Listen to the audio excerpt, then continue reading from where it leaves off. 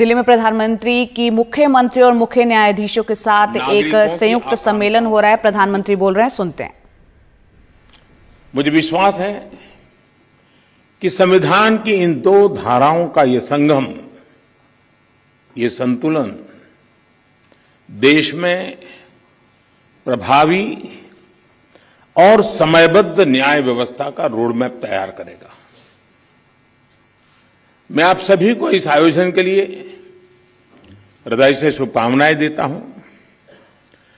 साथियों, मुख्यमंत्रियों और मुख्य न्यायाधीशों की ज्वाइंट कॉन्फ्रेंस पहले भी होती आई है और उनसे हमेशा देश के लिए कुछ न कुछ नए विचार भी निकले हैं। लेकिन ये इस बार ये जो आयोजन अपने आप में और भी ज्यादा खास है। आज ये कॉन्फ्रेंस एक ऐसे समय में हो रही है जब देश अपनी आजादी का अमृत महोत्सव मना रहा है। आजादी के इन 75 सालों ने जुडिशरी और एग्जीक्यूटिव दोनों के ही रोल्स और रिस्पांसिबिलिटीज को निरंतर स्पष्ट किया है। जहां जब भी जरूरी हुआ, देश को दिशा देने के लिए ये रिलेशन लगातार इवॉल्व हुआ है।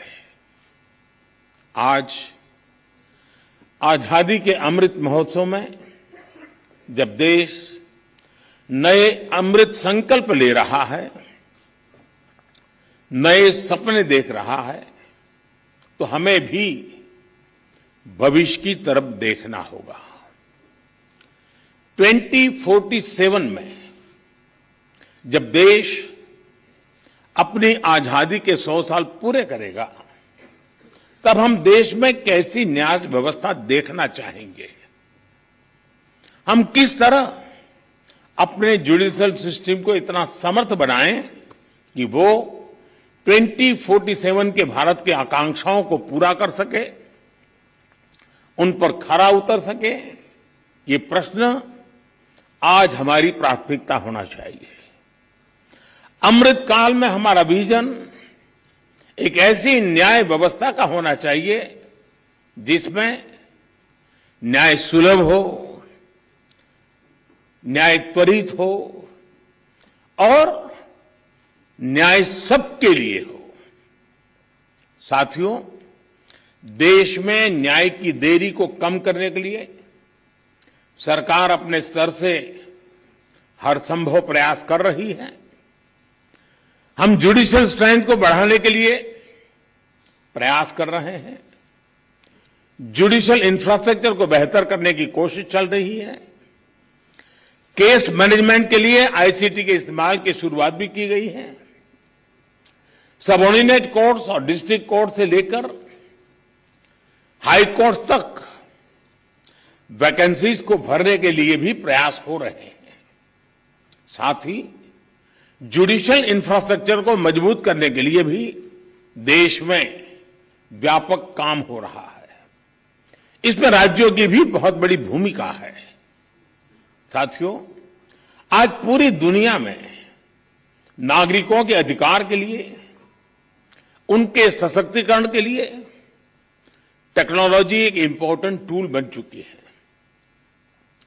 हमारे जुडिशियल सिस्टम में भी टेक्नोलॉजी की संभावनाओं से आप सब परिचित हैं।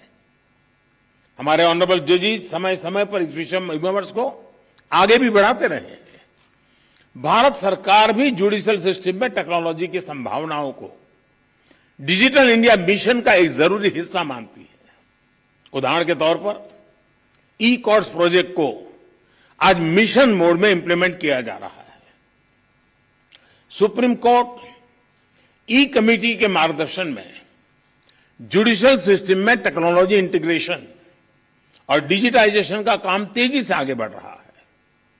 मैं यहां उपस्थित सभी मुख्यमंत्रियों और हाईकोर्ट के सभी चीफ जस्टिस से भी आग्रह करूंगा कि इस अभियान को विशेष महत्व दें इसे आगे बढ़ाएं। डिजिटल इंडिया के साथ जुडिशरी का ये इंटीग्रेशन आज देश के सामान्य मानवी की अपेक्षा भी बन गई है। आप देखिए, आज कुछ साल पहले डिजिटल ट्रांजैक्शन को हमारे देश के लिए असंभव माना जाता था। लोगों को लगता था, लोग शक करते थे, अरे ये हमारे देश में कैसे हो सकता है। और ये भी सोचा जाता है इसका स्कोप केवल शहरों तक ही सीमित रह सकता है, उससे आगे बढ़ नहीं सकता है। लेकिन आज छोटे कस्बों और यहां तक गांवों में भी डिजिटल ट्रांजैक्शन आम बात होने लगी है। ये पूरे विश्व में पिछले साल जितने डिजिटल ट्रांजैक्शन हुए उसमें से 40% डिजिटल ट्रांजैक्शन भारत में हुए हैं।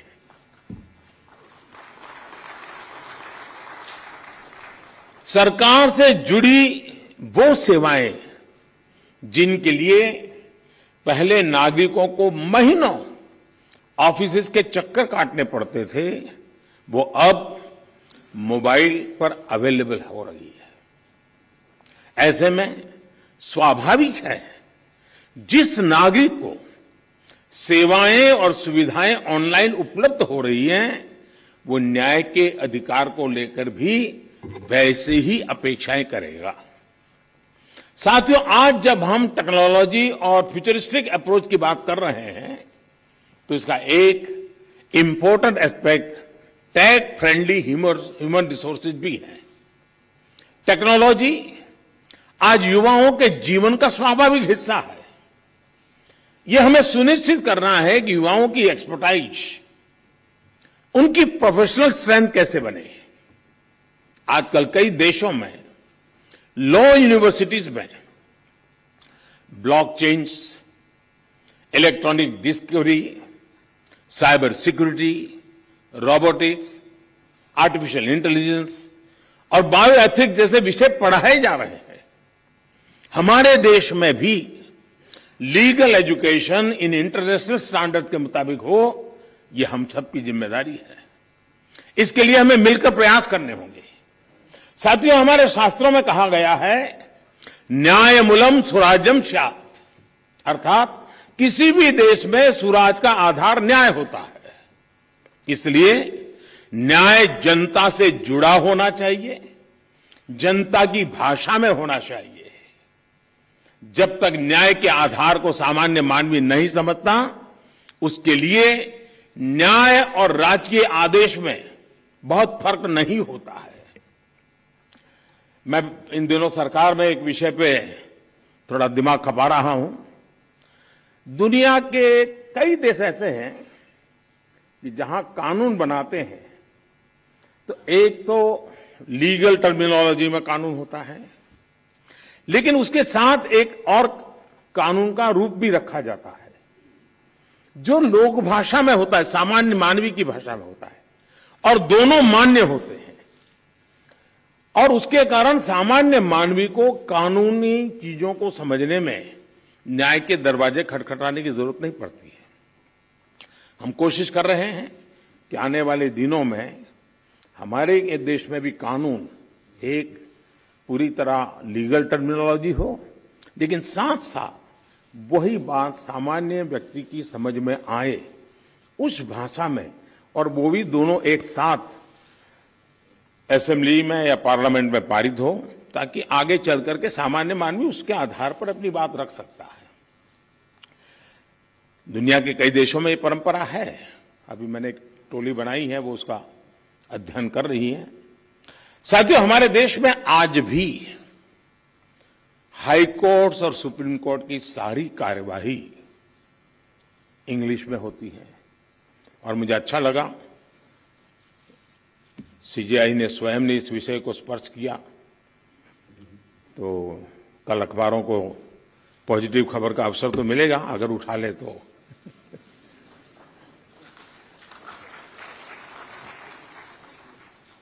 लेकिन उसके लिए बहुत इंतजार करना पड़ेगा।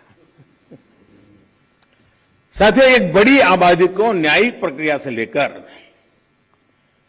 फैसलों तक को समझना मुश्किल होता है।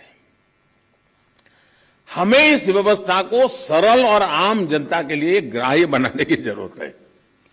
हमें कोर्ट्स में स्थानीय भाषाओं को प्रोत्साहन देने की जरूरत है। इससे देश के सामान्य नागरिकों का न्याय प्रणाली में भरोसा बढ़ेगा, वो उससे जुड़ा हुआ महसूस करेगा। अब इन समय हम एक कोशिश कर रहे हैं कि टेक्निकल एजुकेशन और मेडिकल एजुकेशन मातृभाषा में क्यों नहीं होना चाहिए। हमारे बच्चे जो बाहर जाते हैं दुनिया की वो भाषा कोशिश करते हैं पढ़ करके फिर मेडिकल कॉलेज की, तो हम हमारे देश में कर सकते हैं। और मुझे खुशी है कई राज्यों ने मातृभाषा में टेक्निकल एजुकेशन मेडिकल एजुकेशन के लिए कुछ इनिशिएटिव लिए हैं। तो आगे चल करके उसके कारण गांव का गरीब का बच्चा भी जो भाषा के कारण रुकावटें महसूस करता है उसके लिए सारे रास्ते खुल जाएंगे। और ये भी तो एक बड़ा न्याय है, ये भी एक सामाजिक न्याय है। सामाजिक न्याय के लिए न्यायपालिका के तराजू तक जाने की जरूरत नहीं होती है। सामाजिक न्याय के लिए कभी भाषा भी बहुत बड़ा कारण बन सकती है। साथियों, एक गंभीर विषय सामान्य आदमी के लिए कानून की पेचीदगियां भी है। 2015 में हमने करीब 1800 ऐसे कानूनों को चिन्हित किया था जो अप्रासंगिक हो चुके थे। इनमें से जो केंद्र के कानून थे, ऐसे 1450 कानूनों को 1450 कानूनों को हमने खत्म किया। लेकिन राज्यों की तरफ से केवल 75 कानून ही खत्म किए गए हैं।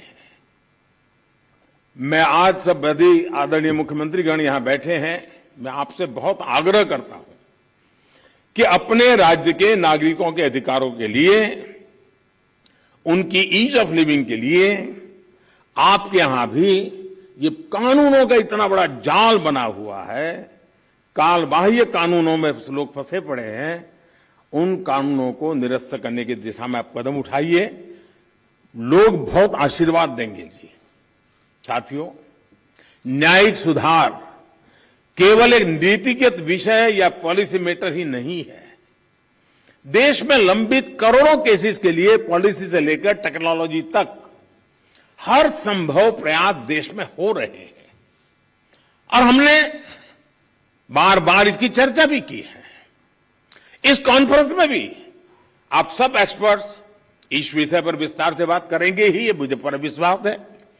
और मैं शायद बहुत लंबे अरसे तक इस मीटिंग में बैठा हुआ हूं। प्रधानमंत्री को सुन रहे हैं। दिल्ली में राज्यों के मुख्यमंत्रियों और हाईकोर्ट के मुख्य न्यायाधीशों के संयुक्त सम्मेलन को प्रधानमंत्री संबोधित कर रहे हैं।